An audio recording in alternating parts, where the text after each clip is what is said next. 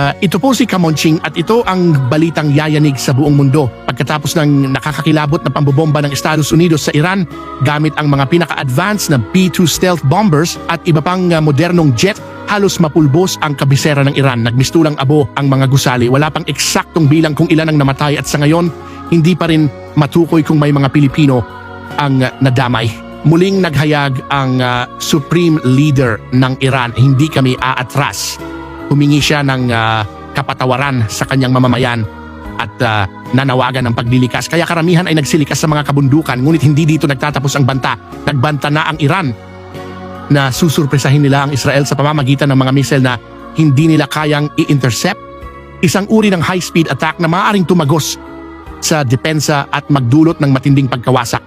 Bukod pa rito, asahan na rin ang panganib ng chemical warfare, mga kemikal na maaaring sumabog sa hangin at kumalat sa mga karatig bansa. Ito ang pilit na iniiwasan ng buong mundo, pero ang mas mabigat pa, pinangangambahan ang pagpasok ng Russia, kilalang kakampi ng Iran. Kapag nangyari ito, lalawak ang digmaan, babagsak ang ekonomiya at madadamay ang buong mundo.